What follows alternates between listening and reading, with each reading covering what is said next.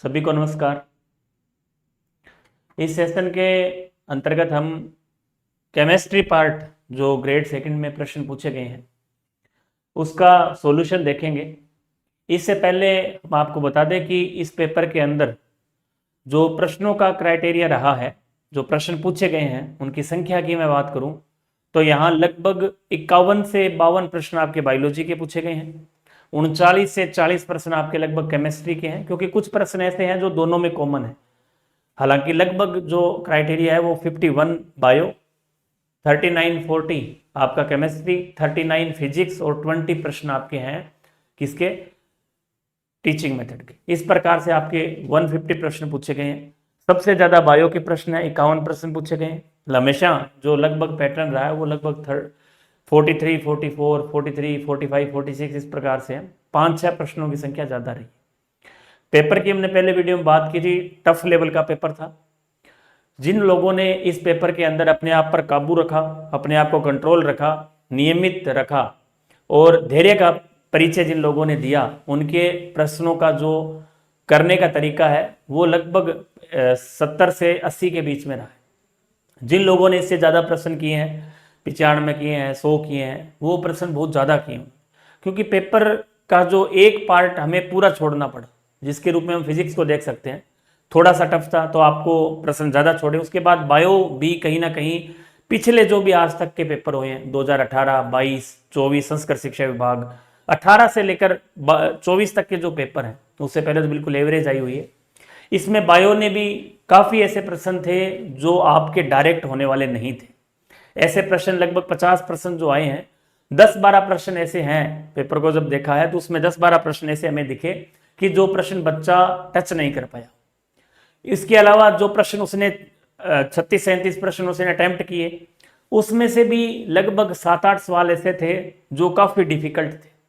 मतलब वहां भी बच्चे को परेशानी हुई है। तो लगभग आप मान के चले बच्चे के करने योग्य जो सवाल थे बायो के अंदर 25 से लेकर 30 सवाल थे। इससे ज़्यादा जो लगभग जो 20 सवाल मैंने आपको बताया वो वास्तव में टफ थे, हार्ड थे। यहां यदि आपने उन प्रश्नों को छोड़ा है तो आपका फायदा है। यदि आपने वहां तुक्के मारने का प्रयास किया है, उसको गलत किया है, तो वो आपके नेगेटिव है। उसके बाद टीचिंग मेथड आपका ठीक ठाक था, यदि आपने किया है तो आपके प्रश्न बढ़ेंगे। तो कुल मिला के अभी सबसे पहले हम सॉल्यूशन के अंदर केमिस्ट्री को देखेंगे, फिर हम बायो को देखेंगे, फिर हम आपके जो फिजिक्स है उसको देखेंगे। और आप निश्चिंत रहें, घबराए नहीं। रेगुलर जिस प्रकार से आपने तैयारी की है उसको आपको नियमित रखना है। अभी भी हमारे पास समय है। आपकी जो कमियां रही हैं, जो गलतियां रही हैं, उनको हमें सुधार करना है। कहाँ से पेपर जो सेट हुआ है, हालांकि बहुत ऐसा भी नहीं है कि जो करने वाले प्रश्न है वो मैंने आपको बताए हैं इस लेवल के थे। जो कट ऑफ है वो भी इसके अनुसार रहेगी। यदि टफ है तो उसका कोई ज़्यादा आपके ऊपर ऐसा नहीं है कि हमारा ऐसा पेपर भी नहीं है कि आपके 40% नहीं हो रहे, आराम से आपके 40% क्रॉस हो रहे हैं। तो आप सबसे पहले केमिस्ट्री का दुलचंद जी आपको सोल्यूशन कराएंगे। आप सब जानते हैं कि टेस्ट सीरीज के अंदर सोल्यूशन का काम करते आ रहे हैं। अभी हमने केमिस्ट्री, बायो और फिजिक्स का कोर्स भी लॉन्च रख रखा है, आपको सबको ध्यान है। तो उसकी जो पीडीएफ अपने डाल रखी है, जिन बच्चों ने कोर्स ले रखा है, वो आप जब जितने टॉपिक हमारे हुए हैं उसमें आप मिलान कर सकते हैं प्रश्नों को कि कौन सी थ्योरी का प्रश्न कहाँ से है। पूरा प्रयास किया है कि एनसीईआरटी, राजस्थान बोर्ड, एलन की सीट, जो सारी चीजें हैं उनको मेंशन कर रखा है। तो अब आगे के सॉल्यूशन के अंदर दुलचंद जी आपके साथ रहेंगे, आपको हर एक प्रश्न के बारे में विस्तृत रूप से जानकारी देंगे। धन्यवाद।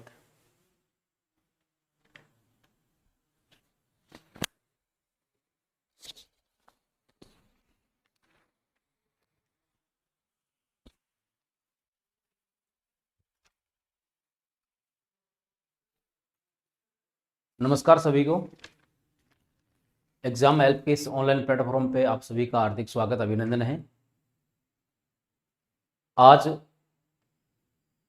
सेकंड ग्रेड साइंस का जो पेपर हुआ है, उस पेपर में केमिस्ट्री पोर्शन के जो क्वेश्चंस आए हैं, 40 क्वेश्चन हमने छांटे हैं। उन 40 क्वेश्चंस का अपन सॉल्यूशन लेने वाले हैं। तो पहले अपन बात करें पेपर के स्तर की भी, कैसा स्तर रहा है। तो पेपर का स्तर बिल्कुल एनसीईआरटी बेस्ड अपन कह सकते हैं कि पूरा एनसीईआरटी बेस्ड रहा है। लेकिन पेपर सेट करने का पैटर्न थोड़ा चेंज हुआ है। अब की बार जो प्रश्न डाले गए हैं वो थोड़े से लेंथी प्रश्न डाले गए हैं। कथनों के साथ साथ में जो है आपके सुमिलित कीजिए, उसके साथ साथ में जो है आपके कूट के प्रश्न भी डाले गए हैं कि इनमें से कौन सा जो कूट है वो सत्य है या असत्य है। तो पेपर का लेवल जो है ये लेवल मॉडरेट लेवल है, न इसको अपन ज़्यादा कोई इजी कह सकते, न कोई ज़्यादा इसको अपन हार्ड कह सकते। लेकिन ऐसा है कि अगर आपने बिल्कुल धैर्यशीलता के साथ में, ठंडे दिमाग के साथ में, बिल्कुल शांत मन से जो एनसीईआरटी पढ़ के गए हैं या हमारी एग्जाम हेल्प की जो बुक्स हैं उनको पढ़ के गए हैं, तो वो आराम से इस पेपर में केमिस्ट्री की जो 40 क्वेश्चन आए हैं उनमें से मैं विश्वास के साथ कह सकता हूँ कि वो 37 से लेके 38 तक आराम से क्वेश्चन सोल्व कर सकता है। कुछ क्वेश्चंस तो ऐसे हैं कि जो अपनी टेस्ट सीरीज या हमारी जो बुक्स हैं उनसे डायरेक्ट आपसे जो है एग्जाम में डायरेक्ट क्वेश्चन पूछे गए हैं। जैसे स्पेक्ट्रो का जो प्रश्न आया है लैम्डा मैक्सिमम वाला, ये डायरेक्ट सीधा क्वेश्चन आया है। डाटा केवल इसका जो है लैंग्वेज हल्की सी चेंज की, बाकी इसके ऑप्शन भी सेम रखे गए हैं। ऐसे बहुत सारे क्वेश्चंस हैं जो हमारी बुक से डायरेक्ट पूछे गए हैं, उनकी चर्चा भी अपन एक अगले एपिसोड में लेंगे। आज अपनी जो ये एपिसोड जो है ये हमारा आज के पेपर पे जो चर्चा उस पर रहेगी कि कैसे हम इसका आंसर निकालें और कौन से प्रश्न का क्या आंसर होगा, उस पर हमारी चर्चा रहने वाली है। तो अपन बात अपनी स्टार्ट करते हैं। स्टार्ट करने से पहले हम जो है हमने सेकंड ग्रेड का एक विशेष कोर्स जो बिल्कुल जीरो से बेसिक से चल रहा है। जैसे 10th क्लास करने के बाद में एक बच्चा 11th के अंदर साइंस को बिल्कुल बेसिक से पढ़ता है, साइंस के अल्फ़ाबेट से साइंस को स्टार्ट करता है, उसी प्रकार एक कोर्स हमने भी स्टार्ट कर रखा है जो कि अभी हमारा 15 अगस्त को लॉन्च हुआ है। उस कोर्स में हम आपको केमिस्ट्री, बायोलॉजी और फिजिक्स बिल्कुल बेसिक जीरो से करवा रहे हैं, जीरो लेवल से करवा रहे हैं। एनसीईआरटी और राजस्थान बोर्ड दोनों को बिल्कुल ध्यान में रखते हुए ये कोर्स करवाया जा रहा है। और ये कोर्स जो है पूर्णतः सेकंड ग्रेड को ही समर्पित है, यानी कि इसमें सेकंड ग्रेड के सिलेबस को ध्यान में रखते ही उसके सबसे लोअर पॉइंट से लेकर सबसे हाईएस्ट पॉइंट तक, जहां तक आरपीएससी सेकंड ग्रेड में जा सकती है वहां तक आपको करवाया जा रहा है और बहुत ही अच्छे तरीके से धीरे धीरे पूरा कोर्स कवर किया जा रहा है। तो अगर आप सेकंड ग्रेड की तैयारी कर रहे हैं या आगामी भविष्य में और करना चाहते हैं और अपने किसी सब्जेक्ट को मजबूत करना चाहते हैं या तीनों सब्जेक्ट को अच्छी तरह मजबूत करना चाहते हैं कि सर हम आगामी भर्ती के अंदर सब्जेक्ट से संबंधित हमारा कोई क्वेश्चन गलत ना हो, तो आप जरूर उस क्वेश्चन को उस सिलेबस को ज्वाइन कीजिए। आप देखिएगा कि आप उसमें किस प्रकार के ई नोट्स दिए जा रहे हैं, कैसे आपको उसका मैटर दिया जा रहा है, वास्तव में आपके लिए बहुत ही किफ़ायती और लाभदायक रहने वाला है। इस कोर्स के बारे में पूरी जो जानकारी है, हमारी कोई भी एग्ज़ाम हेल्प इंस्टीट्यूट की कोई भी गतिविधि जो होती है किसी भी टाइप की, चाहे वो टेस्ट सीरीज से संबंधित है, कोर्स से संबंधित है या किसी भी प्रकार की जो चर्चा है, तो उसके लिए आप हमारा जो टेलीग्राम चैनल है एग्जाम हेल्प सूरतगढ़ के नाम से,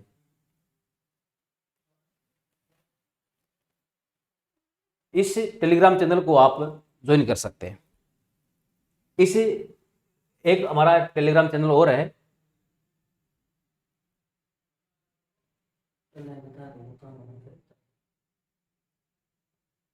दूसरा वो टॉपर्स रणवीर सर है ना चैनल। हाँ, तो एक तो आप ये जो टेलीग्राम चैनल है हमारा एग्जाम हेल्प सूरतगढ़, इसको आप ज्वाइन कीजिए। इसमें आपको जितनी भी जानकारियां हैं, कोर्स से संबंधित जानकारी है या हमारी बुक से संबंधित जानकारी है या हमारी टेस्ट सीरीज से संबंधित जानकारी है, वो सारी जानकारियां यहाँ से हमारी साझी की जाती है। तो आपको वो बराबर समय पे प्रॉपर टाइम पे मिलती रहेगी और आपकी तैयारी के लिए बहुत ही मील का पत्थर साबित होने वाली है। ये वो ऑनलाइन बैच है जो चल रहे हैं, केमिस्ट्री का है, इसी प्रकार हमारा बायोलॉजी का भी बैच भी चल रहा है।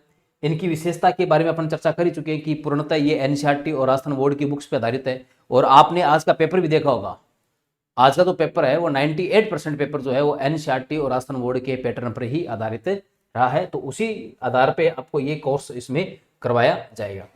ये एग्जाम हेल्प की वो बुक्स हैं जो आपको प्रीवियस ईयर आरपीएससी में आए हुए क्वेश्चंस का एक जो है बहुत बड़ा बैंक उपलब्ध करवाती है। अगर आप कोई भी टॉपिक पढ़ते हैं किसी भी प्रकार का, पढ़ने के बाद में अगर उस टॉपिक से संबंधित आप क्वेश्चंस इस बुक से कर लेते हैं, चाहे वो फिजिक्स हो, चाहे केमिस्ट्री हो, चाहे बायोलॉजी हो, तो आपका आगामी एग्जाम के अंदर कोई भी क्वेश्चन आएगा तो उसके गलत होने के चांसेस बहुत कम हो जाते हैं, क्योंकि प्रैक्टिस जो है वो आपकी यहाँ एक बहुत अच्छी हो जाती है।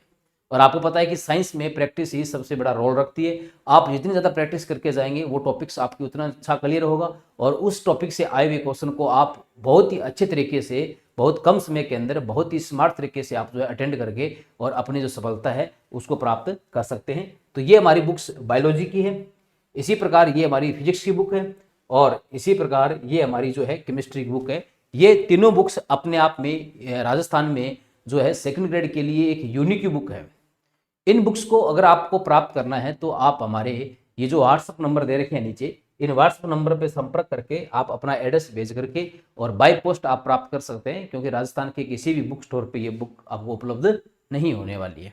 ठीक है, तो अब अपन आगे अपनी चर्चा स्टार्ट करें। तो आज के पेपर का ये अपना पहला क्वेश्चन जो था, ये क्वेश्चन अपना ये है कि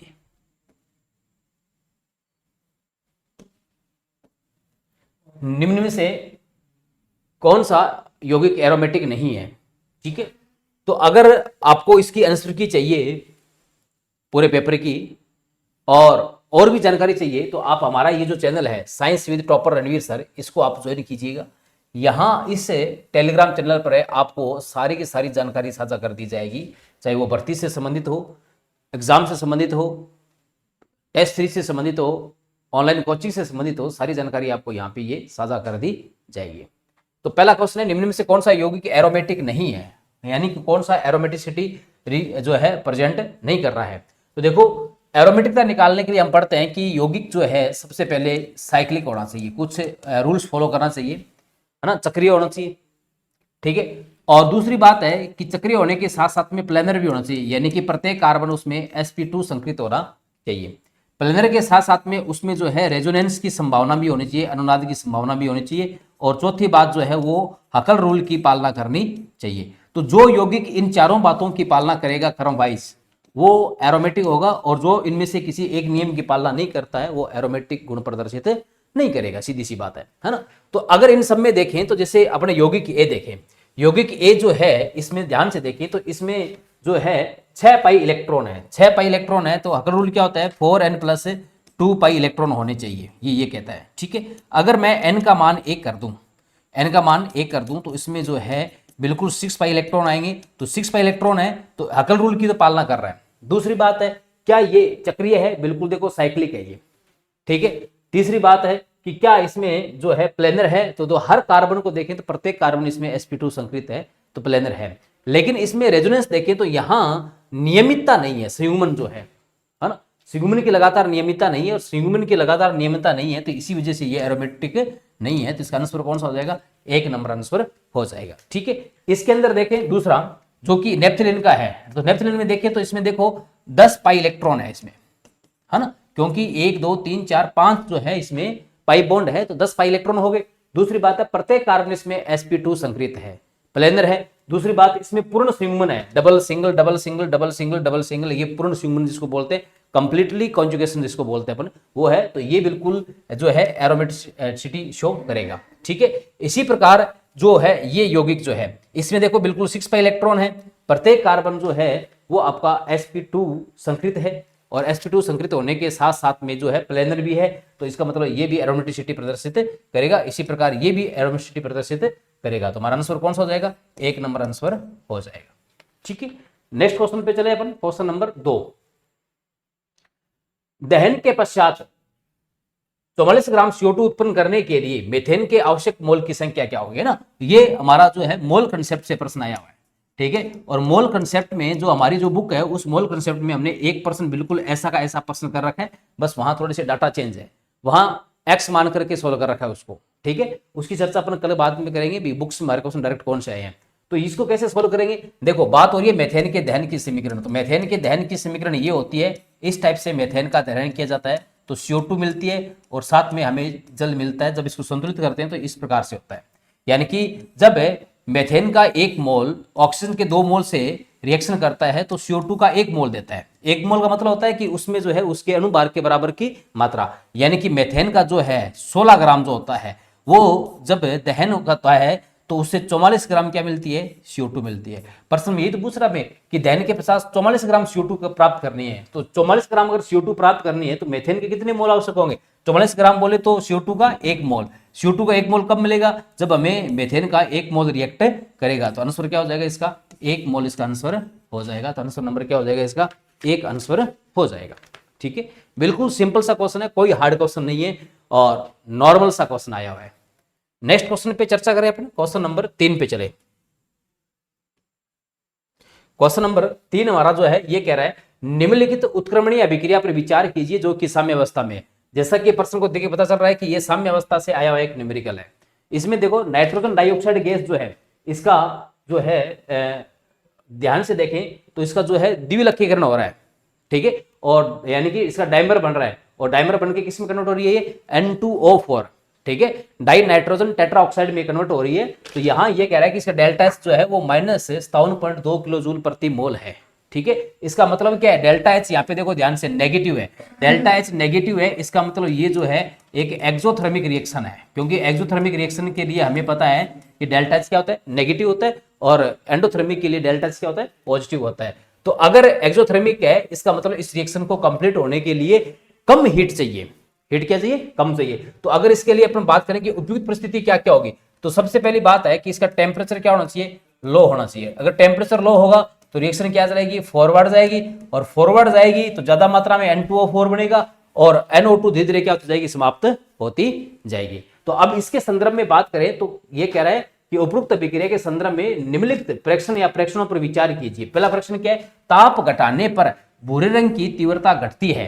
देखो ताप घटाने पर मतलब टेम्परेचर क्या करने पर, कम करने पर। तो टेम्परेचर कम करेंगे तो हमें पता है कि एक्सोथर्मिक रिएक्शन है, उसको वैसे टेम्परेचर कम चाहिए, तो टेम्परेचर कम करेंगे तो रिएक्शन फॉरवर्ड होगी, फॉरवर्ड होगी तो N2O4 की मात्रा बढ़ेगी, यानी कि रंगहीन की प्रॉपर्टी बढ़ेगी, और NO2 की मात्रा क्या होगी, कम होगी, यानी कि भूरे रंग की तीव्रता क्या होगी, कम होगी। तो इसका मतलब जो पहला जो स्टेटमेंट है ये प्रेक्षण जो है ये क्या है, बिल्कुल सही है, ठीक है। दूसरा कह रहा है दाब बढ़ाने पर ज्यादा N2O4 बनेगी। तो ध्यान से देखिए, अगर हम प्रेशर बढ़ाएं, है ना, तो हमें पता है कि जब भी साम्य अवस्था पर प्रेशर बढ़ाया जाता है तो रिएक्शन जो होती है वो अधिक मोल से कम मोल की ओर मूव करती है।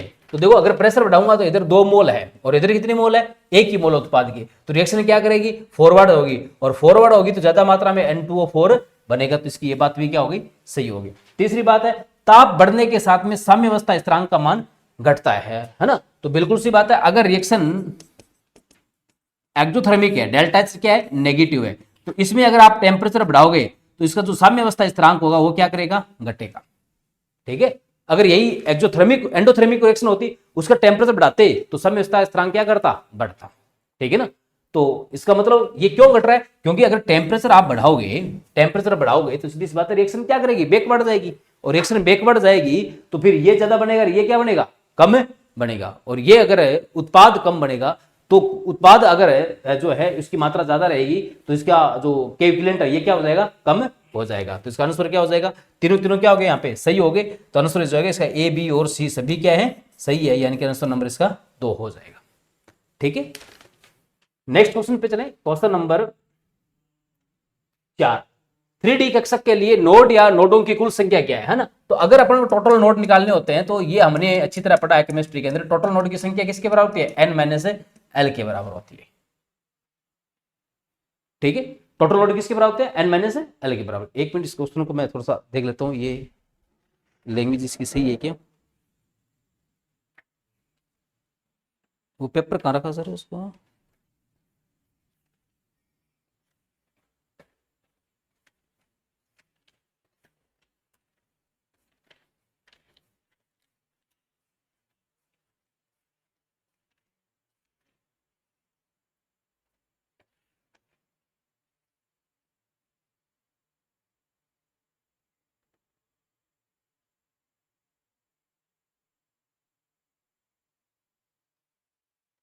इसका सर एक पेपर चाहिए था,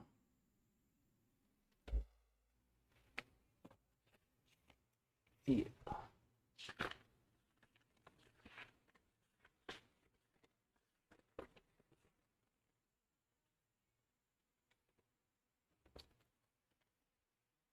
हाँ सही, ये क्वेश्चन है इसमें 3D कक्षक के लिए नोडों की संख्या पूछी है ना। नोडों की संख्या मतलब यहाँ पे क्या इंग्लिश मीडियम लिख रखा है, नोड्स, यानी कि टोटल नोड की बात कर रहे हैं। टोटल नोड किसके बराबर होते हैं, n - 1 के बराबर होते हैं। तो क्या हो जाएंगे 3 - 1 है ना, 3 - 1 मतलब कितने हो जाएंगे, इसके 2 हो जाएंगे। तो आंसर नंबर इसका क्या होगा, 2 हो जाएगा, ठीक है। ये हो जाएगा इसका आंसर नंबर 2। 3D के लिए टोटल नोड कितने होंगे, 2 नोड होंगे। नेक्स्ट क्वेश्चन, कॉलम फर्स्ट में दी गई क्वांटम संख्या को कॉलम सेकंड में उनके संगत कक्षों के मान सम्मिलित कीजिए। अगर n का मान 2 है, l का मान 1 है ना, तो n का मान 2, l का मान 1 किसके लिए होता है, p के लिए, तो ये कौन सी हो जाएगी, 2p हो जाएगी। 2p कौन सी है, सेकंड वाली है, ठीक है। n का मान 4, l का मान 0, तो n का मान 4, l 0 किसके लिए होता है, s के लिए होता है। 4s कौन सी हो जाएगी, एक नंबर हो जाएगी। n का मान 5 और l का मान 3, l का मान 3 किसके लिए होता है, s के लिए 0, p के लिए 1, d के लिए 2, f के लिए 3, तो ये कौन सा हो जाएगा 5f। 5f के लिए कौन सी हो जाएगी, 4 नंबर हो जाएगी। n का मान 3, l का मान 2, तो 2l का मान किसके लिए होगा, देखो अगर n का मान 3 है, n का मान 3 होने का मतलब है, अच्छा l का मान 2, s p और d यानी कि 3d कौन सी हो जाएगी, थर्ड हो जाएगी। तो अब आंसर कौन सा हो जाएगा, second first four third, second first four third, यानी कि आंसर नंबर इसका क्या हो जाएगा, 2 नंबर इसका आंसर हो जाएगा। क्वेश्चन नंबर 5 का आंसर हो जाएगा हमारा 2 नंबर, ठीक है। नेक्स्ट क्वेश्चन चले, कॉलम फर्स्ट को कॉलम सेकंड, ये हाइड्रोकार्बन की अभिक्रिया दे रखी है। कुछ हाइड्रोकार्बन के ये मान लो किसी की रासायनिक प्रॉपर्टी है तो दूसरे की वो निर्माण की अभिक्रिया है। देखो जैसे ये कह रहा है कि ये नॉर्मल जो हेक्सेन है इसको क्रोमिल ऑक्साइड की उपस्थिति में 773 केल्विन ताप पे क्या किया जा रहा है, गर्म किया जा रहा है। तो हमें पता है कि ये जो नॉर्मल जो हेक्सेन होती है, जब इसको क्रोमिल ऑक्साइड के साथ में ट्रीट करते हैं 773 केल्विन पर, तो ये जो है बेंजीन में बदल जाती है, C6H6 में बदल जाती है। और इस प्रक्रिया को कहते हैं हम, क्या कहते हैं इसको, एरोमेटिकरण कहते हैं या पुनर्संभवन कहते हैं। तो इसका आंसर पहले का क्या हो जाएगा, पहले का हो जाएगा पुनर्संभवन, यानी कि डी आंसर हो जाएगा, ठीक है। दूसरी देखो, ये एक एल्काइन है, एल्काइन की हाइड्रोजन के साथ रिएक्शन हो रही है, एल्काइन का रिडक्शन हो रहा है पैलेडियम और कार्बन की उपस्थिति में, यानी कि लिंडलार उत्प्रेरक की उपस्थिति में। और आपको पता है कि जब लिंडलार उत्प्रेरक की उपस्थिति में होता है तो उसका एंटी योग होता है, और एंटी योग होगा तो यहां इसका रिडक्शन होगा, तो ये एल्काइन में कन्वर्ट हो जाएगी। इसको बोलते हैं आंशिक अपचयन, यानी कि सेकंड का हो जाएगा ए, ये आंशिक अपचयन ये हो जाएगा, सेकंड का क्या हो जाएगा, ए हो जाएगा। इसी प्रकार देखो एल्काइन है, उसको आयरन हॉट ट्यूब के अंदर जो है ट्रीट किया जा रहा है, और जब एल्काइन को हॉट ट्यूब में ट्रीट करते हैं तो हमें पता है कि एल्काइन जो है 3 एल्काइन के अणु जुड़ करके बेंजीन का अणु निर्माण कर लेते हैं। तो ये इसका क्या हो गया, ये होता है इसका चक्रीय बहुलीकरण, है ना। तो इसका आंसर कौन सा हो जाएगा, बी हो जाएगा, चक्रीय बहुलीकरण इसका हो जाएगा। इसी प्रकार मेथेन की ऑक्सीजन के साथ रिएक्शन करके कार्बन ब्लैक बन रहा है, और कार्बन ब्लैक कब बनता है, जब इस मेथेन का अपूर्ण दहन होता है, पूर्ण दहन नहीं होता है, क्योंकि पूर्ण दहन होता तो यहाँ पर CO2 गैस बनती। तो ये इसका क्या है, अनकंप्लीट कंबशन, अपूर्ण दहन है, अपूर्ण दहन है, तो इसका आंसर कौन सा हो जाएगा, सी हो जाएगा। तो अब हमारे अनुसार आंसर होगा DABC। तो इसके ऑप्शन देखें तो DABC आंसर नंबर क्या हो जाएगा इसका, 1 नंबर आंसर हो जाएगा। क्वेश्चन नंबर 6 का आंसर नंबर 1 हो जाएगा।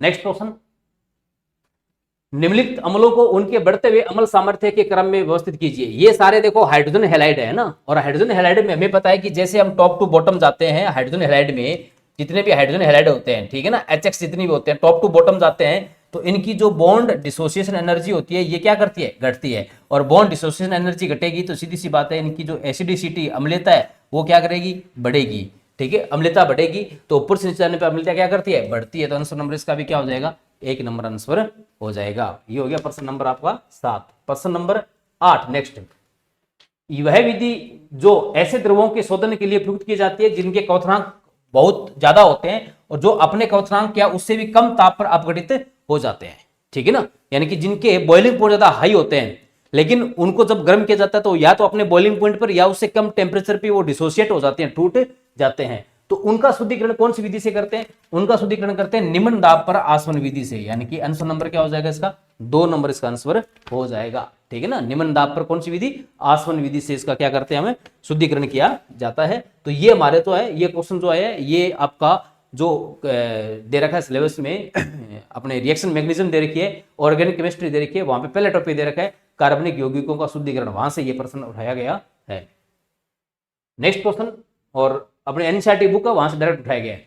5 तत्वों के इलेक्ट्रॉनिक विन्यास नीचे दिए गए हैं। ये आपको 5 तत्वों के इलेक्ट्रॉनिक विन्यास दे रखे हैं। तत्वों के प्रथम आयनन एंथैल्पी के मान का सही क्रम क्या होता है ना। तो आयनन एंथैल्पी क्या होती है, अपन पढ़ते हैं कि कोई भी जो परमाणु होता है, विलगित गैसीय परमाणु होता है, उसके सबसे बाह्यतम कोश में जो ढीला ढाला बंधा इलेक्ट्रॉन होता है उसको मुक्त करने के लिए आवश्यक न्यूनतम ऊर्जा जो होती है वो उसकी आयनन ऊर्जा कहलाती है। तो अब देखो, जिसका इलेक्ट्रॉनिक विन्यास पूर्णतः स्थायी होगा, ठीक है, या जिसके लिए जेड इफेक्टिव बहुत ज्यादा होगा, उसकी प्रथम आयनन ऊर्जा का मान क्या होगा, बहुत ज्यादा होगा। इन सब में देखें तो ये देखो, ये एक जो है ये क्षारीय मृदा धातु का विन्यास है, यहां पूर्णपूरित विन्यास है ये, ठीक है। और इन बाकी में देखें तो ये एक जो है अधातु का विन्यास है और अर्धपूरित विन्यास है। लेकिन हमें पता है कि अधातु के लिए जो जेड इफेक्टिव होता है वो धातु तुलना में क्या होता है, ज्यादा होता है। तो इसका मतलब है कि इसकी प्रथम आयन एंथैल्पी इसकी तुलना में क्या होगी, ज्यादा होगी। ठीक है, तो सबसे ज्यादा किसकी हो जाएगी, डी की। सबसे ज्यादा किसकी हो जाएगी, हमारी डी की हो जाएगी। अब डी के बाद में देखें तो डी के बाद में जो दूसरी जो होगी वो किसकी होगी, वो होगी उसके बाद में इस ई की, क्योंकि यहां पे जेड इफेक्टिव क्या रहेगा, ज्यादा रहेगा। ठीक है, उसके बाद में अब देखो इसमें अगर ध्यान से देखें तो ए की भी ज्यादा हो सकती है, लेकिन अगर एक ऑप्शन देखें तो एक के बाद में ये कह रहा है बी की होगी, तो बी की तो नहीं हो सकती, क्योंकि एक के बाद में किसकी होनी चाहिए, डी की होनी चाहिए। तो कुछ पर्सन ऐसे होते हैं जो ऑप्शन से हो जाते हैं। अगर पहले ऑप्शन देखें ये कह रहा है ई की सबसे ज्यादा है, ए की सबसे ज्यादा, तो ये सबसे गलत होगी, क्योंकि यहाँ पे 2p4 है, 2p4 है तो इसकी प्रथम आयन एंथैल्पी क्या होगी, कम होगी, तो ये तो हो ही नहीं सकती, तो दो ऑप्शन सीधे गलत हो गए। तीसरा ऑप्शन है ये ऐसे गलत हो गया, तो ऑप्शन ए की बच्चा कौन सा, 3 नंबर, तो आंसर कौन सा हो जाएगा इसका, 3 नंबर हो जाएगा। ठीक है ना, तो डी के बाद में कौन सी हो जाएगी, ई। ठीक है, ई के बाद में कौन सी हो जाएगी, सी। ठीक है, सी के बाद में कौन सी हो जाएगी, बी हो जाएगी, और बी के बाद में कौन सी हो जाएगी, ये आपके सी के बाद में कौन सी हो जाएगी, ए के बाद में कौन सी हो जाएगी, ये बी हो जाएगी। अब देखो इनका ऐसा क्यों हुआ, देखो हमें पता है कि जैसे जैसे अधात्विक गुण बढ़ता है वैसे वैसे जेड इफेक्टिव बढ़ता है। इसमें अधात्विक गुणधर्म जो है अर्धपूर्ति विन्यास होने की वजह से इसकी आई सबसे ज्यादा होगी, इससे कम किसकी होगी, इसकी होगी। ठीक है, अब अगर आप थोड़ा सा ध्यान से देखें, है ना, थोड़ा सा अगर आप ध्यान से दें तो ये आपस में अगर देखें तो ये 4 नंबर है, 4 नंबर कौन होता है, बेरिलियम होता है। ठीक है, ये कितना है, 4 1 5, 5 नंबर कौन होता है, बोरोन होता है। ठीक है, फिर देखिए ये 2 2 4 2 6, 6 नंबर कौन होता है, कार्बन होता है। 2 2 4 4 3 7, 7 नंबर कौन होता है, नाइट्रोजन होता है। ठीक है, 2 2 4 4 4 8, 8 नंबर कौन होता है, ऑक्सीजन होता है। अब इनको अगर आप ध्यान से देखें तो ये एक ही आवर्त के तत्व हैं, और एक ही आवर्त के तत्व हैं, तो इनमें जो है नाइट्रोजन की हमें पता है कि ऑक्सीजन से क्या होती है, ज्यादा होती है। उसका कारण क्या है, उसका कारण एक ही है कि नाइट्रोजन में अर्धपूर्ति विन्यास पाया जाता है। ठीक है, अब देखो नाइट्रोजन के बाद में ऑक्सीजन आ गई, सीधी सी बात है, सबसे ज्यादा नाइट्रोजन होगी, फिर कौन सी होगी, ऑक्सीजन। अब बात करें कार्बन और बोरोन में ज्यादा किसकी होगी, कार्बन की, और कार्बन से बोरोन और बेरिलियम में ज्यादा किसकी होगी, बेरिलियम की, और उससे कम किसकी होगी, बोरोन की। ये देखो ये यहां भी जो है डिफरेंस आता है, उसका कारण क्या है, इसमें पूर्ण पूरित विन्यास है, इसमें इसकी कंपेयर में, और यहां भी ऐसा वेरिएशन आता है, ये अर्धपूरित विन्यास है इसकी तुलना में। तो बस इसी ऑप्शन के अकॉर्डिंग, है ना, यही प्रश्न संस्कृत एजुकेशन डिपार्टमेंट 2024 में सीधा पूछा गया था कि प्रथम आयन एंथैल्पी का जो क्रम है वो द्वितीय आवर्त के लिए क्या होगा, और इसी प्रश्न को इलेक्ट्रॉनिक विन्यास दे करके अब इस क्वेश्चन में पूछ लिया है। ठीक है, बाकी कोई नया क्वेश्चन नहीं है। तो बस यही चेंज इन्होंने करके थोड़ा क्वेश्चन को, पेपर को थोड़ा सा क्या है, क्लिष्ट बना दिया है। तो इसका आंसर नंबर क्या हो जाएगा, 3 नंबर आंसर हो जाएगा। क्वेश्चन नंबर 10, निम्नलिखित में से कौन सी अभिक्रिया असमानुपातन अभिक्रिया उदाहरण है। बहुत ही अच्छा प्रश्न है, नया प्रश्न बना है रिडॉक्स रिएक्शन से। ठीक है, और ये प्रश्न जो है ये हमारी एग्जाम हेल्प की जो बुक है उस बुक में सबसे लास्ट में टॉपिक दे रहा है कि हमने रिडॉक्स रिएक्शन, उसके अंदर ये डायरेक्ट क्वेश्चन दिया और डायरेक्ट वहां से उठाएंगे। ठीक है, असमानुपातन क्या होता है, डिस्प्रोपोर्शन क्या होता है। देखिए असमानुपातन का मतलब होता है कि अगर किसी अभिक्रिया के अंदर कोई तत्व, जैसे मान लो एक्स है, उस एक्स का ऑक्सीडेशन भी हो और उसी एक्स का क्या हो, रिडक्शन भी हो। मतलब कहने का मतलब यह है कि उसका ऑक्सीडेशन नंबर बढ़े भी और ऑक्सीडेशन नंबर घटे भी, दोनों काम हो, तो वहां उसका क्या होगा, असमानुपातन होगा। इस अभिक्रिया में देखिए तो यहाँ पे फ्लोरीन का ऑक्सीकरण का है 0। ठीक है, यहां देखें तो -1 है। यहां अगर ऑक्सीजन का अपने फ्लोरीन का जो है ऑक्सीकरण निकालें तो यहां पर हमारे अनुसार आएगा क्या आएगा, -2। ठीक है, -2 प्लस -2 बराबर क्या आ जाएगा, 0। तो -2 बराबर आएगा 2, 2 बराबर आ जाएगा -2, तो x बराबर आ जाएगा -1, यानी कि इसमें भी क्या आएगा, -1 आएगा फ्लोरीन का। ठीक है ना, अब ध्यान से देखिए भी यहां भी -1 है, यहां भी -1 है, तो रिडक्शन तो हो रहा है लेकिन ऑक्सीडेशन नहीं हो रहा, तो ये जो है असमानुपातन नहीं हो सकती। यहां अगर देखें, इसमें देखें ध्यान से, तो फ्लोरीन का यहाँ पर कितना है, 0 है। यहाँ पे फ्लोरीन कितनी है, यहाँ पे फ्लोरीन -1 है, लेकिन यहाँ पे फ्लोरीन का केवल रिडक्शन हुआ है, ऑक्सीडेशन नहीं हुआ है, तो ये भी नहीं हो सकती। ठीक है, इसमें देखें तो क्लोरीन की यहाँ पर कितनी है, 0 है। यहाँ क्लोरीन देखें तो क्लोरीन का यहाँ पर कितना आएगा, देखिए क्लोरीन पर यहाँ पर अगर आवेश निकालना है तो क्लोरीन का x मान लो। ठीक है, प्लस ऑक्सीजन का कितना होता है, -2 होता है, पूरे दोनों पे क्या है, -1 है। ठीक है, तो x बराबर क्या आएगा, -2 और +2, यानी -1 और +2, यानी कितना आ जाएगा, +1। फ्लोरीन पे आ गया, यहाँ पे क्लोरीन पे आ गया, +1 आ गया, और इस क्लोरीन पे देखो -1। तो ध्यान से इस क्लोरीन को देखिए, ये 0 है, जीरो से +1 में जा रही है, ऑक्सीडेशन हो रहा है, ये जीरो है, और जीरो से -1 में जा रही है, इसका क्या हो रहा है, रिडक्शन हो रहा है। तो देखो एक ही तत्व का ऑक्सीडेशन भी हो रहा है और रिडक्शन भी हो रहा है, इसका मतलब ये असमानुपातन अभिक्रिया प्रदर्शित करती है। तो आंसर कौन सा हो जाएगा इसका, 3 नंबर इसका आंसर हो जाएगा। ये एक रिडॉक्स से अपन कह सकते हैं कि इस पेपर के अंदर नया क्वेश्चन फ्रेम किया गया है। और सबसे बड़ी बात है, ये प्रश्न एनसीईआरटी का है, डायरेक्ट एनसीईआरटी से ये प्रश्न उठाया गया है। जो अपनी पुरानी जो एनसीईआरटी चलती है 11वीं बुक क्लास की जो एनसीईआरटी है, उस 11वीं क्लास की एनसीईआरटी को जैसे अपन सेकंड पार्ट पढ़ते हैं, पहला चैप्टर उसमें रिडक्स रिएक्शन आता है, और पहले ही चैप्टर के रिडक्स रिएक्शन में जो है लगभग जहां चैप्टर खत्म होता है उसका तीसरे या चौथे पेज पे ये सारे एग्जाम्पल दे रखे हैं, और वहां से ये क्वेश्चन उठाया गया है। नेक्स्ट क्वेश्चन पे चले अपन। BF3 में आबंधन संकर कक्षकों को बनाने के लिए बोरोन के कितने 2p कक्षक परमाणु कक्षक संकरण में भाग लेते हैं ना, बहुत अच्छा क्वेश्चन है। सबसे पहले हमें निकालना पड़ेगा BF3 में संकरण। अगर संकरण निकालें तो यहां देखेंगे तो 3 सिग्मा बनाएंगे, और बोरोन के अंतिम कोष में हमें पता है कि 3 ही संयुक्त इलेक्ट्रॉन होते हैं, उसमें से तीनों की तीनों फ्लोरीन के साथ में सिग्मा बंध बना लेंगे। तो यहाँ पे लोन पेयर की संख्या कितनी बचेगी, 0 बचेगी। तो यहाँ पे 3 सिग्मा कक्षक बनेंगे, इसका मतलब यहाँ पे 3 संकृत कक्षक बनेंगे, और 3 संकृत कक्षक बनेंगे तो वो कौन कौन से होंगे, एक S होगा और 2 कौन से होंगे, P कक्षक होंगे। ठीक है, तो इसमें बोरोन के कितने P कक्षक भाग लेंगे, वो लेंगे 3, और वो तीनों तीनों कौन से होंगे, वो 2p कक्षक ही होंगे। तो आंसर नंबर इसका क्या हो जाएगा, 2 नंबर इसका आंसर हो जाएगा। क्वेश्चन नंबर 12, 12 नंबर क्वेश्चन देखिएगा। आधुनिक आवर्त सारणी के संदर्भ में निम्नलिखित कथनों पर विचार कीजिए। ठीक है, ये बहुत ही अच्छा क्वेश्चन बनाया। देखो, S और P ब्लॉक के तत्वों को सम्मिलित रूप से निरूपक तत्व कहते हैं, बिल्कुल सही बात है। इनको रिप्रेजेंटेटिव एलिमेंट्स कहा जाता है, क्योंकि आवर्त सारणी में अगर बाईं तरफ से चलते हैं तो S ब्लॉक स्टार्ट हो जाता है, और दाईं तरफ से चलते हैं तो P ब्लॉक स्टार्ट हो जाता है। इसलिए ये दोनों जो है सम्मिलित रूप से रिप्रेजेंटेटिव एलिमेंट या निरूपक तत्व कहलाते हैं, क्योंकि दोनों जो है आवर्त सारणी का प्रतिनिधित्व एक तरफ से ही करते हैं। ठीक है, फिर दूसरा दे रहा है Mg+2 और Al+3 और Al में से अधिकतम आकार वाली स्पीसीज कौन सी है, Mg है ना। तो देखो हमें पता है, जब हम पढ़ते हैं परमाणु आकार की बात करते हैं, आयनिक त्रिज्या की बात करते हैं, तो हमें पता है कि धनायन की त्रिज्या तो हमेशा उदासीन परमाणु से छोटी होती है। ठीक है, बात करें Mg और Mg+2 में से, तो हमें पता है कि बड़ा कौन होगा, Mg होगा। इसी प्रकार Al और Al+3 में से बड़ा कौन होगा, Al होगा। अब इन दोनों में से बड़ा कौन होता है, Mg और Al में से। तो Mg और Al में हमें पता है कि Mg जो है आवर्त सारणी के बाईं तरफ स्थित है, तो Mg का आकार Al से क्या होगा, बड़ा होगा। तो अधिकतम आकार वाली स्पीसीज Mg है, तो ये बात भी बिल्कुल क्या है, सही बात है। क्वेश्चन नंबर 12 की, क्वेश्चन नंबर 12 का तीसरा ऑप्शन देखो। एक आवर्त में बाईं से दाईं तरफ जाने पर विद्युत ऋणात्मकता यानी कि इलेक्ट्रोनेगेटिविटी की बात हो रही है। यहाँ पे विद्युत ऋणात्मकता से तात्पर्य इलेक्ट्रोनेगेटिविटी है, साधारणतः घटती है, ये बात गलत है ना। आवर्त में बाएं से दाएं चलते हैं तो हमें पता है कि जेड इफेक्टिव बढ़ता है, और जेड इफेक्टिव बढ़ने की वजह से एटॉमिक साइज घटता है, और इस वजह से बंध के सहसंयोजी बंध के इलेक्ट्रॉन्स को अपनी तरफ खींचने की प्रवृत्ति क्या करती है, बढ़ती है, अर्थात विद्युत ऋणात्मकता क्या करती है, बढ़ती है। तो ये स्टेटमेंट, तीसरा स्टेटमेंट क्या हो गया, गलत हो गया ये। ठीक है, तो इसमें पूछा है कि हमसे सही कथन और कथनों का चयन कीजिए। तो सही कथन कौन कौन से हो गए, फर्स्ट और सेकंड, केवल 2 ही हो गए, फर्स्ट और सेकंड, यानी कि आंसर नंबर इसका क्या हो जाएगा, 4 नंबर इसका आंसर हो जाएगा। ठीक है, तो बिल्कुल सिंपल से क्वेश्चन आए, बस थोड़े से इनको जो है अलग अलग कूट दे करके इनको लेंथ ही कर दिया, बाकी कंसेप्ट बिल्कुल सिंपल कंसेप्ट यहाँ पे लग रहे हैं। निम्नलिखित कार्ब धनायन को उनके स्थायित्व के बढ़ते क्रम में व्यवस्थित कीजिए। तो कार्ब धनायन के स्थायित्व का अपन बात करते हैं कि 3 डिग्री सबसे ज्यादा स्थायी होता है, उससे 2 डिग्री, उससे कम 1 डिग्री, और सबसे कम होता है मेथिल कार्ब धनायन, है ना।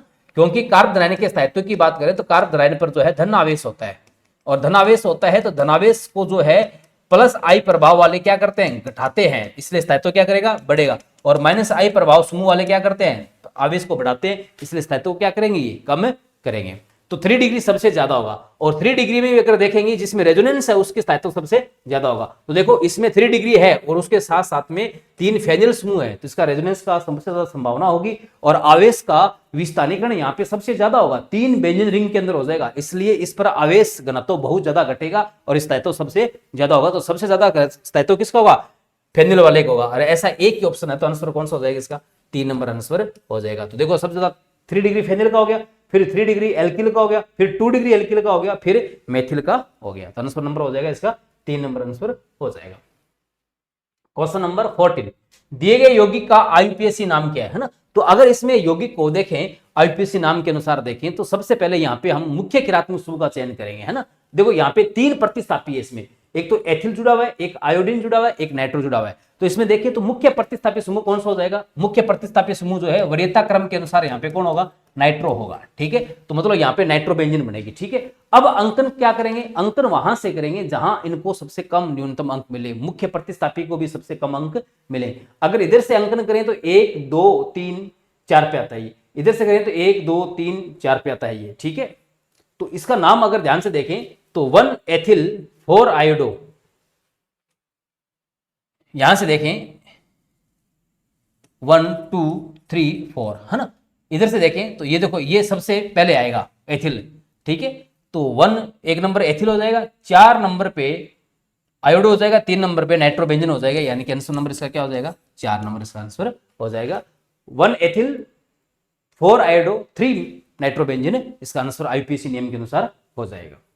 क्वेश्चन नंबर 15, निम्नलिखित कथनों पर विचार कीजिए, धनायन पर आवेश बढ़ने से आयनिक आबंध के सहसंयोजी लक्षण में वृद्धि होती है। बिल्कुल सही बात है, क्योंकि अगर धनायन पर आवेश बढ़ेगा तो धनायन पर आवेश बढ़ने से धनायन का साइज छोटा होता जाएगा, और जितना छोटा धनायन होता है हमें पता है कि सहसंयोजी बंध के अंदर वो आयनिक बंध के अंदर उतनी ही ज्यादा क्या करता है, ध्रुवणता उत्पन्न करता है, और जितनी ज्यादा ध्रुवणता उत्पन्न करेगा तो उसके अंदर उतने ही ज्यादा क्या करेंगे, जो है सहसंयोजी लक्षण आएंगे। कौन से नियम से, फजांस नियम से। तो ये बात बिल्कुल क्या है, राइट है, सत्य बात है।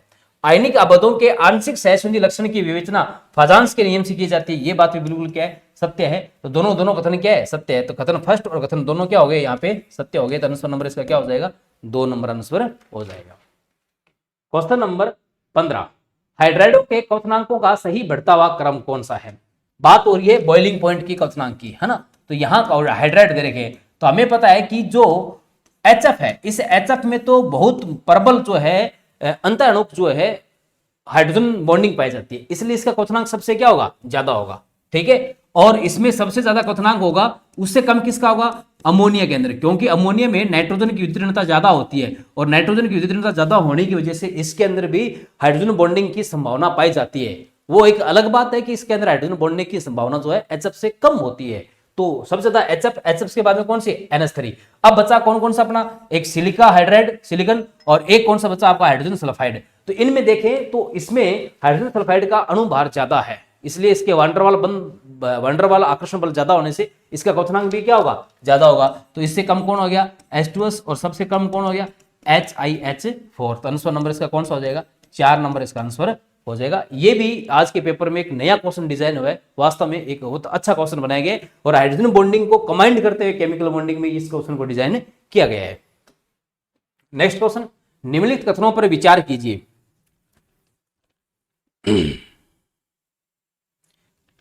आरएनएस समीकरण के लिए नेचुरल लॉग के और 1/t के मध्य ग्राफ का ढाल -EA/r होता है। बिल्कुल सही बात है। अगर आरएनएस समीकरण में अपन नेचुरल लॉग के, है ना, के यहाँ पे क्या होता है, साम्यावस्था स्थिरांक होता है, और 1/t इनके बीच ग्राफ खींचे तो ग्राफ इस प्रकार आता है, और उसकी जो स्लोप होती है वो स्लोप होती है -EA/r होती है। ये बात बिल्कुल क्या है, सत्य बात है। जहां EA सक्रिय ऊर्जा होती है, R जो है सार्वत्रिक गैसीय नियतांक है। तो ये बात बिल्कुल क्या है, सत्य बात है।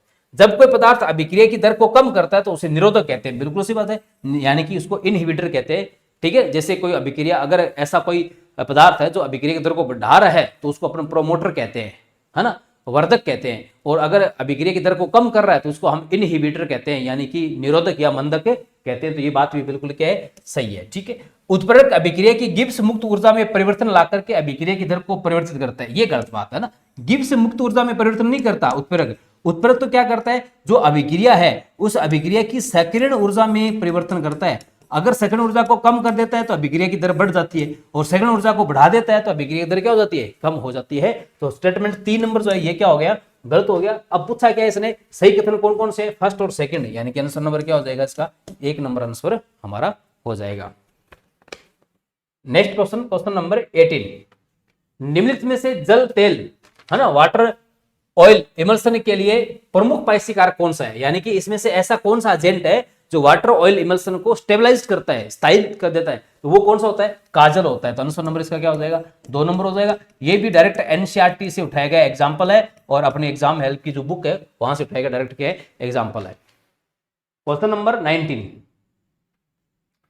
समस्त एंजाइम जो फास्फेट स्थानांतरण में ATP का उपयोग करते हैं, ठीक है ना, कि फास्फेट जब स्थानांतरण होता है तो उसमें ATP का यूज करते हैं। ATP आपको पता है ATP क्या होती है, ATP एक जो है एनर्जी करेंसी होती है जो एडेनोसिन ट्राइफॉस्फेट, यानी कि जब एडीपी एडेनोसिन डाइफॉस्फेट के साथ में अकार्बनिक फॉस्फेट का जो है योग होता है, तो योग होने से इनके बीच में एटीपी बनती है, यानी कि दो फॉस्फेट के साथ में एक फॉस्फेट समूह जुड़ने से बॉन्ड के अंदर जो है एक एनर्जी का स्टोर होता है, और एक एटीपी के डिसोसिएशन से लगभग 30.5 किलो जूल प्रति मोल एनर्जी प्राप्त होती है। ठीक है, तो अब जब एटीपी का निर्माण हो रहा है, यहां पर इस फॉस्फेट को जो स्थानांतरित करता है उस एंजाइम का जो है सहकारक कौन सा होता है, तो उस एंजाइम का जो सहकारक होता है वो होता है मैग्नीशियम आयन। और आपको पता है कि ये मैग्नीशियम आयन जो है इसकी सांद्रता जो है ये परिवर्तित होकर के फॉस्फेट को जोड़ने और उसको तोड़ने का क्या करती है, कार्य करती है। तो इसका आंसर नंबर कौन सा हो जाएगा, 2 नंबर इसका आंसर हो जाएगा। नेक्स्ट क्वेश्चन, मरोड़ पड़ना किस विटामिन की अल्पता के कारण होता है। मरोड़ पड़ने का मतलब होता है कि होठों पर जो है हमारी जो है जीभ के ऊपर छाले पड़ना, या जैसे होठों पर जो है एक टाइप से मसूड़े जो से अपने होठों पर रैप्चरिंग होना है ना, उसको बोलते हैं मरोड़ पड़ना। ये किस विटामिन की कमी से होता है, ये होता है विटामिन B6, जिसको अपन क्या कहते हैं, पायरोडॉक्सिन कहते हैं। तो आंसर नंबर इसका क्या हो जाएगा, 1 नंबर आंसर हो जाएगा। ठीक है, एस्कॉर्बिक अम्ल की कमी से आपको पता ही है स्कर्वी रोग होता है। नेक्स्ट क्वेश्चन, कॉलम सेकंड को फर्स्ट को कॉलम सेकंड से सुमिलित कीजिए। ये एक तरफ आपको बहुलक दे रखी है पॉलीमर से, एक बिल्कुल सिंपल सा प्रश्न आया हुआ है। ठीक है, और एक तरफ से आपको क्या दे रखी है, एकलक दे रखी है। अब इनको क्या करना है, सुमिलित करना है। ठीक है, तो देखो सबसे पहले ग्लिप्टल, तो ग्लिप्टल का हमें पता है कि एकलक कौन कौन से है, एथिलीन ग्लाइकॉल और थैलिक अम्ल, यानी कि फर्स्ट का कौन सा हो जाएगा, फर्स्ट का हो जाएगा डी। ठीक है, फिर है बेकेलाइट, बेकेलाइट है, नोलेक है, ये फिनोल और फॉर्मेलाइट के बहुलक होते हैं, तो सेकंड का क्या हो जाएगा, बी। नाइलॉन 2 नाइलॉन 6 ये हमें पता है कि एक प्रकार का जैव निम्नीकरणीय बहुलक है, और इसके जो एकलक है वो कौन कौन से हैं, ग्लाइसिन और एमिनो कैप्राइक अम्ल, यानी कि ए। ब्यूना एन है ना, ब्यूना एन किसका है, ब्यूना एन जो है 1,3-ब्यूटाडाइइन और एक्राइलोनाइट्रिल का बहुलक है, यानी कि इसका क्या हो जाएगा, सी हो जाएगा। तो आंसर DBAC, DBAC, यानी कि आंसर नंबर इसका क्या हो जाएगा, 3 नंबर आंसर हो जाएगा। ठीक है, अब ब्यूना एन में कभी कभार हमारे से ये पूछ सकता है कि ब्यूना एन में जो Na है इससे तात्पर्य क्या है, Na से तात्पर्य होता है सोडियम, जो यहाँ पे कैटलिस्ट का कार्य करता है। क्वेश्चन नंबर 22, निम्नलिखित में से कौन सा धातु ऑक्साइड 1500 डिग्री सेंटीग्रेड से नीचे थर्माइट अभिक्रिया में एल्यूमिनियम द्वारा अपचयित नहीं होता है। ये प्रश्न जो है आपका ये डायरेक्ट वहां से जो है आपके अपने जो थर्मामीटर का थर्माइट विधि का जो ग्राफ दे रखा है हमारी सिलेबस में, ठीक है, वहां से डायरेक्ट ये पूछा गया है। ठीक है, इसमें अगर उस ग्राफ के अनुसार देखें तो 1500 डिग्री सेंटीग्रेड से जो नीचे जो ग्राफ होता है उसमें जो होता है उस ग्राफ में आता है आंसर किसका, इसका मैग्नीशियम ऑक्साइड का आता है उसका, और वही इसको क्या कर सकता है, अपचयित नहीं हो सकता है, क्योंकि ऊपर वाला हो सकता है नीचे वाला अपचयित नहीं हो सकता। तो आंसर नंबर इसका क्या हो जाएगा, 4 नंबर हो जाएगा। ठीक है, नेक्स्ट क्वेश्चन, कॉलम फर्स्ट को कॉलम सेकंड से सुमिलित कीजिए। ये एक तरफ आपको रसायन दे रखे हैं, उनके सामने उनके जो है कार्य दे रखे हैं। जैसे टेट्रासाइक्लिन है, तो टेट्रासाइक्लिन जो है हमें पता है कि जीवाणु निरोधी होती है, यानी कि फर्स्ट का कौन सा हो जाएगा, बी हो जाएगा। फ्यूरासिन जो है, ये फ्यूरासिन जो है एक प्रकार का पुतिरोधी होती है ना, तो इसका आंसर कौन सा हो जाएगा, डी हो जाएगा।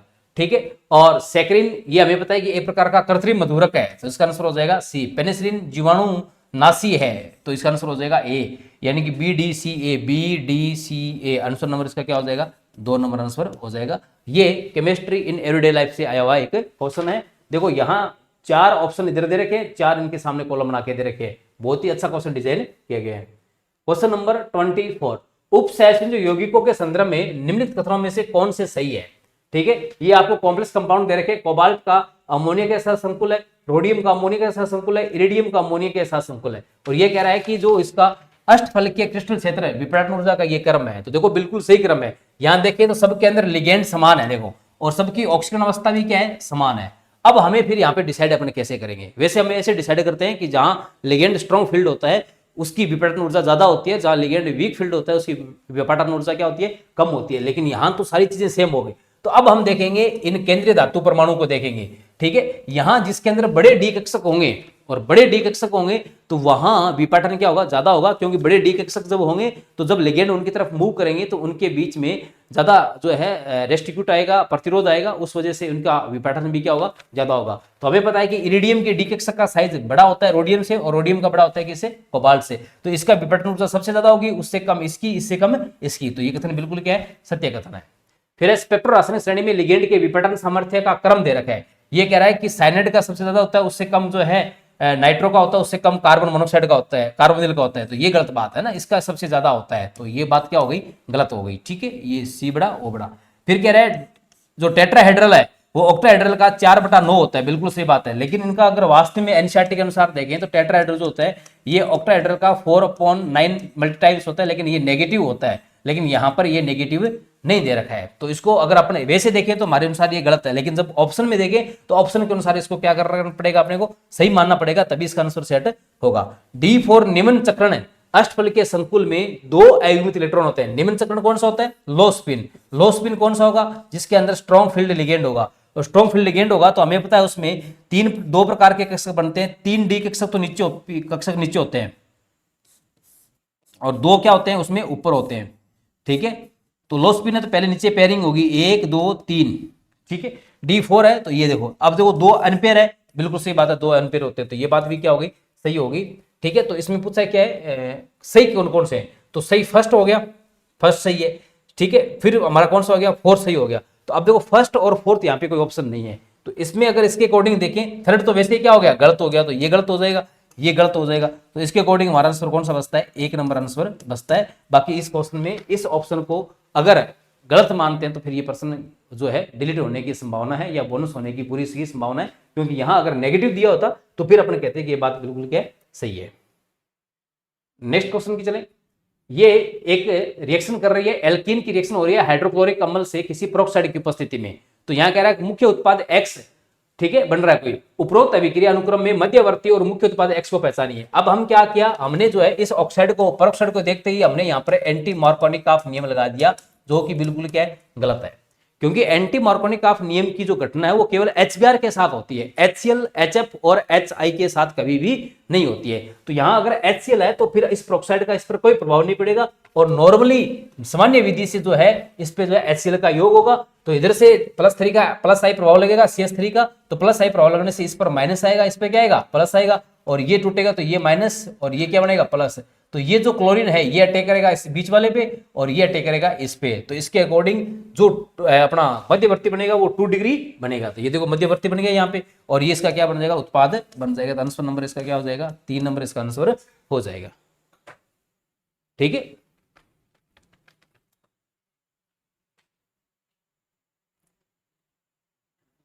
नेक्स्ट क्वेश्चन पे चले, निम्नलिखित में से अंतरा हैलोजन यौगिकों के लिए ऐसे कथन कौन सा है ना, डायरेक्ट अपनी बुक से आया क्वेश्चन है, ये सभी अनुचुंबकीय होते हैं, गलत बात है, अंतरा हैलोजन सारे के सारे कैसे होते हैं, सारे के सारे प्रतिचुंबकीय होते हैं, तो यही असत्य कथन इसका हो गया, तो आंसर नंबर इसका क्या हो जाएगा, 1 नंबर हो जाएगा। सामान्यतः अंतरा हैलोजन यौगिक हैलोजन की अपेक्षा अधिक क्रियाशील होते हैं, बिल्कुल सही बात है, लेकिन फ्लोरीन से क्या होते हैं, कम क्रियाशील होते हैं। सभी सहसंयोजक होते हैं, बिल्कुल सही बात है। 298 केल्विन पर ClF के अतिरिक्त सभी वाष्पशील ठोस या द्रव होते हैं, बिल्कुल सही बात है, ClF जो है गैसीय अवस्था में पाया जाता है, तो इसका आंसर हो जाएगा 1 नंबर।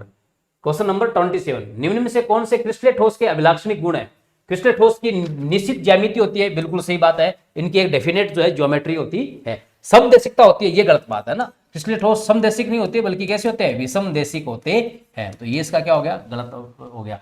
तीव्र गलनांक होते हैं, बिल्कुल सही बात है। दीर्घप्रासी व्यवस्था पाई जाती है, ये भी बिल्कुल सही बात है। तो आंसर इसके क्या पूछे अपने से, सही विकल्प कौन कौन से हो गए, A C D, यानी कि आंसर नंबर इसका क्या हो जाएगा, 1 नंबर आंसर हो जाएगा। क्वेश्चन नंबर 28, निम्नलिखित यौगिकों ABCD की SN1 अभिक्रिया में क्रियाशीलता का जो है क्या लिखना है, अपने को सही क्रम लिखना है। ठीक है, देखो SN1 के लिए बात करें तो SN1 अभिक्रिया में क्रियाशीलता का जो है सही क्रम कौन सा होगा, SN1 में क्रियाशीलता का सही क्रम जो है कार्बोनाइन के स्थायित्व के अनुसार होता है, 3 डिग्री 2 डिग्री और 1 डिग्री होता है। ठीक है, अब इसमें ध्यान से देखें तो हमें इसके अनुसार देखेंगे, और 3 डिग्री में जहां रेजोनेंस की संभावना ज्यादा होगी उसका स्थायित्व क्या होगा, ज्यादा होगा, सीधी सी बात है, क्योंकि रेजोनेंस आने पर आवेश घनत्व घट जाता है, और आवेश घनत्व घटने से स्थायित्व की जो है संभावना बढ़ जाती है। तो इसके अकॉर्डिंग देखें तो देखो यहाँ पे ये जो है ये 1 डिग्री है, और ये देखें ये तो 2 डिग्री है, और इसको भी देखो ये भी 2 डिग्री है, और ये देखें तो ये भी क्या है, 3 डिग्री है, तो सबसे ज्यादा स्थायी कौन सा हो गया, D नंबर हो गया, सबसे ज्यादा स्थायी हो गया D, तो D इसमें और इसमें, तो 2 ऑप्शन क्या हो जाएंगे, गलत हो जाएंगे। ठीक है, फिर D के बाद में कौन सा आएगा, अब जो 3 डिग्री के बाद में कौन सा आना चाहिए, 2 डिग्री आना चाहिए, 2 डिग्री एक ये रहा और एक 2 डिग्री ये रहा, लेकिन इसमें ध्यान से देखिए इस 2 डिग्री के अंदर जो है अपन ध्यान से अगर देखें तो यहां 2 फेनिल समूह है, तो इसलिए इसका आवेश घनत्व क्या होगा, ज्यादा घटेगा, और ज्यादा घटेगा स्थायित्व क्या होगा, इसका ज्यादा होगा। तो डी के बाद में कौन सा आ जाएगा, सी आ जाएगा, फिर कौन सा आ जाएगा, बी आ जाएगा, और सबसे कम कौन सा आ जाएगा, आपके ए आ जाएगा। तो आंसर नंबर कौन सा हो जाएगा इसका, 4 नंबर इसका आंसर हो जाएगा। ठीक है, नेक्स्ट क्वेश्चन, अनुचुंबकीय अणुओं का युग्म कौन सा है। अनुचुंबकीय मतलब जिनके अंतिम कोश में अयुग्मित इलेक्ट्रॉन होते हैं। अगर इन सब के अपन according to MOT molecular orbital theory के अनुसार इलेक्ट्रॉनिक विन्यास लिखेंगे तो हमें पता चलेगा कि ऑक्सीजन और जो बोरोन है इन दोनों के एक एक अयुग्मित इलेक्ट्रॉन पाए जाते हैं p कक्षक में, इसलिए ये क्या होते हैं, अनुचुंबकीय होते हैं। तो आंसर नंबर इसका क्या हो जाएगा, 3 नंबर इसका आंसर हो जाएगा। नेक्स्ट क्वेश्चन, दिए गए यौगिक के लिए लैम्डा मैक्सिमम का मान है ना, तो यहाँ लैम्डा मैक्सिमम का मान जो है वो कौन से नियम से निकालेंगे, अपन वुडवर्ड फीजर नियम से निकालेंगे। और वुडवर्ड फीजर नियम से अगर निकालेंगे अपन यहाँ पे, तो यहाँ अपन ये देखेंगे कि ये जो संरचना दे रखी है, इस संरचना में सबसे पहले अपन देखेंगे कि संयुग्मित डाइईन कौन सी है। तो देखो ध्यान से, ये इसको ध्यान से देखिए, ये यहाँ से लेके ये यहाँ तक, ये संयुग्मित डाइईन की क्या है, संरचना है। फिर इसमें इसी प्रकार अपन रिंग रेसिड्यूल देखेंगे। ठीक है, रिंग रेसिड्यूल कौन कौन सी होगी, एक ये होगी, एक ये होगी, एक ये होगी। ठीक है, फिर इसके बाद में अपन डबल बॉन्ड एक्सटेंडेड देखेंगे।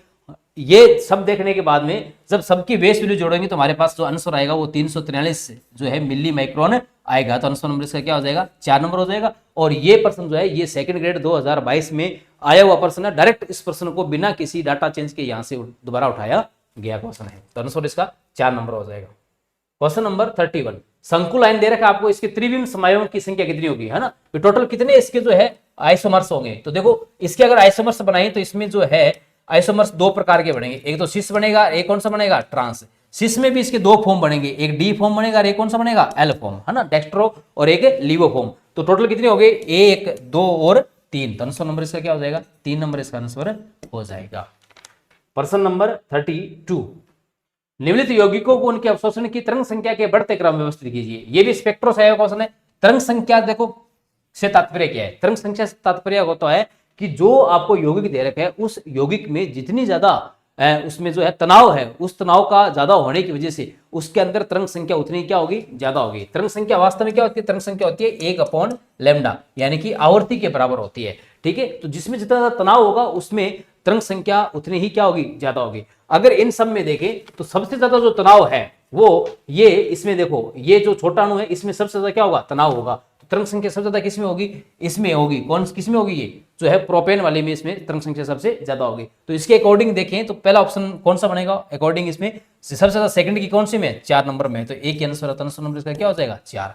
अब इससे बड़ा देखो कौन सा है, इससे बड़ा जो है 4 कार्बन वाला ब्यूटेन वाला है। उससे बड़ा देखो ध्यान से कौन सा है, 5 कार्बन पेंटेन वाला है। और सबसे बड़ा कौन सा है, 6 कार्बन हेक्सेन वाला है। तो अपन इनमें ऐसे निकालते हैं कि जब ये डबल बॉन्ड के साथ जुड़े हुए हो तो जिसमें जितने कम कार्बन होते हैं उसमें तनाव उतना ही ज्यादा होता है, उसकी तरंग संख्या उतनी क्या होती है, कम होती है। ठीक है ना। और जैसे जैसे उसके साथ जुड़े हुए समूह की कार्बन संख्या बढ़ती जाती है, तनाव की जो मात्रा वो घटती जाती है, और घटने से तरंग संख्या का मान भी घटता जाता है। तो इसी कंसेप्ट के अकॉर्डिंग हमारा आंसर कौन सा हो जाएगा, इसका 4 नंबर आंसर हो जाएगा। ये भी स्पेक्ट्रो में अब की बार पूछा गया एक नया क्वेश्चन है, ध्यान रखना है ये भी अपने को।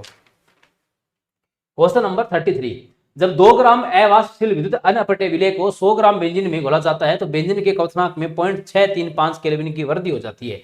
यानी कि आपको दे रखा है विलय के मोलर द्रव्यमान की गणना करनी है। ठीक है ना। तो आपको ये दे रखा है कि क्वथनांक में वृद्धि दे रखी है, यानी कि क्वथनांक में उन्नयन दे रखा है। और क्वथनांक में उन्नयन क्या होता है, क्वथनांक में उन्नयन जो होता है डेल्टा टीबी बराबर होता है आई इंटू केबी इंटू स्मॉल एम होता है।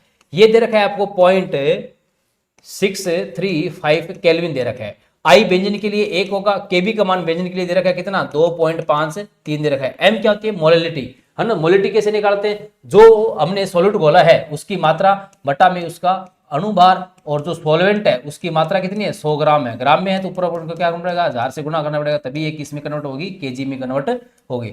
2 जीरो से 2 जीरो कट गई। तो यहाँ से अगर अपन विलय का अणुभार निकालें तो ये किसके बराबर आएगा, 2.53 गुणा 2 गुणा 10 बटा में क्या जाएगा 0.635। जब इसको सोल्व करेंगे तो ये हमारे पास आएगा 79.68 ग्राम प्रति मोल आंसर आ जाएगा, यानी कि 3 नंबर आंसर इसका हो जाएगा। छोटा सा बिल्कुल न्यूमेरिकल आया है। ये इलेक्ट्रोकेमिस्ट्री प्रश्न है। निकल +2 निकल के लिए ई नोट का मान दे रखा है आपको।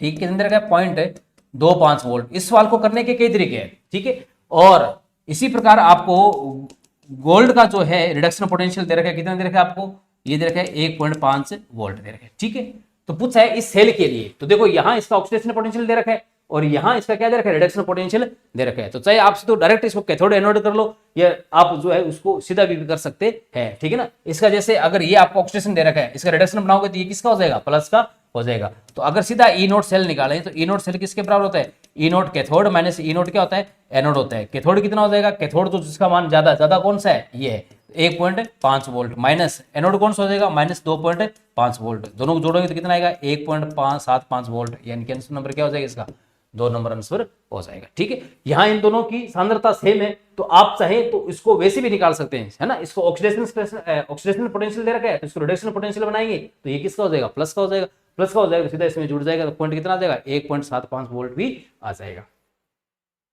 क्वेश्चन नंबर 35, इनमें से कौन सी संयोजकता कोष इलेक्ट्रॉन युग्म प्रतिकर्षण VSEPR सिद्धांत की अभिधारणा नहीं है। ये प्रश्न नया है, VSEPR पर अभी तक कोई प्रश्न नहीं आया था।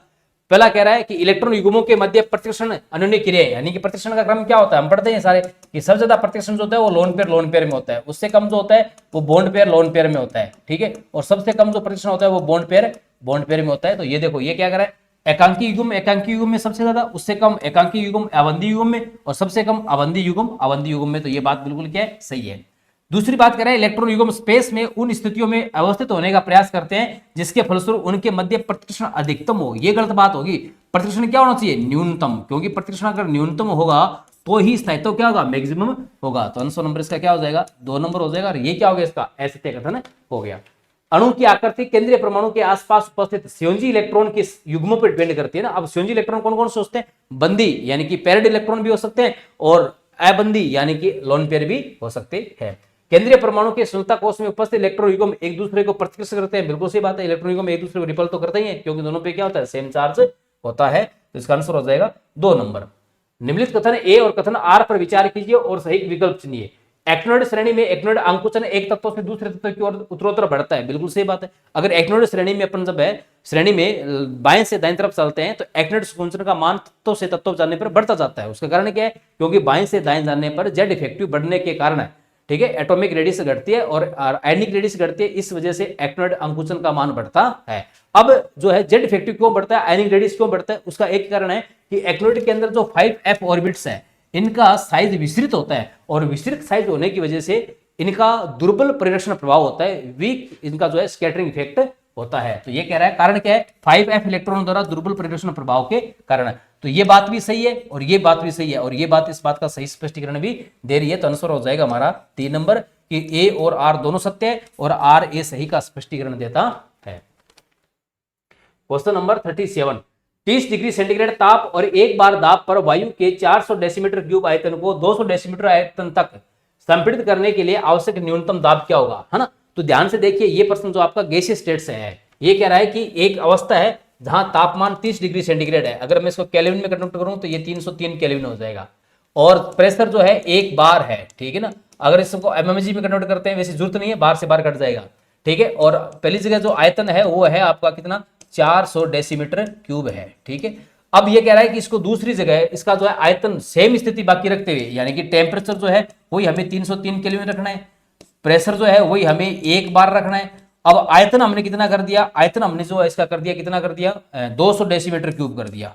अब कह रहा है कि इसका कितना प्रेशर होना चाहिए, यानी कि P2 का मान हमें ज्ञात करना है। तो यहां अगर अपन देखें आदर्श गैस समीकरण से देखें तो P1 V1 बटा T1 किसके बराबर होता है, P2 V2 बटा T2, ये अवस्था समीकरण के अनुसार ये होता है। यहां से अगर हमें P2 निकालना है तो P2 किसके बराबर रहेगा, P1 V1 T2 बटा में V2 इंटू T1, ठीक है। अब देखो P1 का मान कितना है 1, V1 का मान कितना है 400, T2 का मान कितना है 303 बटा में, ठीक है, V2 का मान कितना है 200, ठीक है। T1 का मान कितना है 303, 303 से 303 कट गए, 2 जीरो कट गई, भाग देंगे कितना आएगा 2, यानी कि दाब कितना होगा 2 बार होगा। आंसर नंबर क्या हो जाएगा इसका, 3 नंबर आंसर हो जाएगा। नेक्स्ट क्वेश्चन नंबर 38, निम्नलिखित में से कौन सा कथन गलत है। Fe2CO9 में 2 धातु परमाणुओं को जोड़ने वाले 3 ब्रिजिंग CO समूह है, बिल्कुल सही बात है। अगर Fe2CO9 की स्ट्रक्चर देखें तो इस प्रकार स्ट्रक्चर होती है, इसमें 3 जो है ब्रिजिंग होते हैं कार्बोनिल के ऐसे, ठीक है, बाकी 6 कार्बोनिल इसमें ऐसे जुड़े रहते हैं, ये CO ये CO, ये CO, ठीक है। तो ये 3 ब्रीजिंग होती है, बिल्कुल बात क्या है, ये सही बात है। FeCO4-2 में आयरन -2 ऑक्सीजन अवस्था में, बिल्कुल सही बात है। अगर आयरन की ऑक्सीजन अवस्था यहां से निकाले तो आयरन की ऑक्सीजन अवस्था मान लो X है, ठीक है। कार्बोनिल की 4 है तो 0 होती है, बराबर क्या आएगा -2, तो X बराबर कितनी आएगी, -2 आएगी। तो ये बात भी क्या है, सही है। वेनेडियम पेंटाऑक्साइड में वेनेडियम शून्य संयोजन अवस्था में, बिल्कुल सही बात है। इसमें अयुग्मित इलेक्ट्रॉन है, ये गलत बात होगी, क्योंकि कार्बोनिल यहाँ पे स्ट्रॉन्ग फील्ड लिगेंड है, ये अयुग्मित इलेक्ट्रॉन रहने ही नहीं देगा। तो इसलिए ये बात क्या होगी, इसकी गलत होगी। तो आंसर हमारा कौन सा हो जाएगा, 3 नंबर आंसर हो जाएगा। निकल टेट्रा कार्बोनिल में निकल शून्य संयोजन अवस्था में, बिल्कुल सही बात है कि कार्बोनिल के साथ में केंद्रीय धातु परमाणु जो है शून्य संयोजन अवस्था में होता ही है। अब और वर्गाकार समतलीय नहीं है, ये भी बिल्कुल सही बात है। ये कैसा होता है, इसमें sp3 संकरण होता है, और कैसा होता है, ये चतुष्फलकीय होता है। तो हम बिल्कुल सही कह सकते हैं कि ये वर्गाकार समतलीय नहीं है। तो आंसर नंबर इसका क्या हो जाएगा, 3 नंबर इसका आंसर हो जाएगा। क्वेश्चन नंबर 39, ग्लूकोज का एपीमर, एपीमर कौन सा है, ग्लूकोज का एपीमर कौन सा है, मेनोज है। और मेनोज कौन सा है, मेनोज इसका ग्लूकोज का C2 एपीमर है। यानी कि अगर ग्लूकोज और मेनोज के 2 नंबर कार्बन की तुलना की जाए तो 2 नंबर कार्बन पर दोनों के विन्यास में भिन्नता मिलती है, इसलिए मेनोज जो है ये ग्लूकोज का क्या है, ये एपीमर कहलाता है। इसी प्रकार नेक्स्ट क्वेश्चन को देखें तो आनुवंशिक विकार विल्सन रोग का परिणाम क्या है ना। तो ये आनुवंशिक विकार विल्सन रोग में जो है क्या होता है कि यकृत, गुर्दे और मस्तिष्क में कॉपर का संचय हो जाता है, इस वजह से ये रोग होता है। इसका नाम क्या है, विल्सन रोग है। तो आंसर नंबर इसका क्या हो जाएगा, 2 नंबर इसका आंसर हो जाएगा। तो ये अपने केमिस्ट्री पोर्शन के 40% कंप्लीट आज के यहाँ पे होते हैं। अब बात रही इन प्रश्नों के स्तर की, आपने देख लिया होगा, बिल्कुल बेसिक एनसीईआरटी लेवल के, राजस्थान बोर्ड लेवल के प्रश्न है, कोई ज्यादा बड़े हाई फाई क्वेश्चंस नहीं है। बस ये क्वेश्चन हमारी धैर्यशीलता और हमारे जो है एकाग्रता की जांच करने के लिए बनाए गए हैं। अब इनसे संबंधित आपको और भी कोई अगर जानकारी चाहिए या इन प्रश्नों पे कोई विचार चाहिए, या हमारी जो एग्जाम हेल्प के जो विभिन्न प्रकार के कोर्सेज चल रहे हैं, ठीक है, चाहे वो अपने सेकंड ग्रेड के लिए बात हो, चाहे टेस्ट सीरीज के लिए बात हो, तो उन सब की जानकारी के लिए आप जो है हमारा जो टेलीग्राम चैनल है science with toppers Ranveer sir, इसको आप ज्वाइन कर लीजिए। इसमें आपको समय समय पर विभिन्न प्रकार की भर्ती से संबंधित, आपकी तैयारी से संबंधित विभिन्न प्रकार की गाइडेंस आपको समय समय मिलती रहेगी। बात करते हैं एक अगले एपिसोड में, तब तक के लिए थैंक यू। जय हिंद, जय भारत।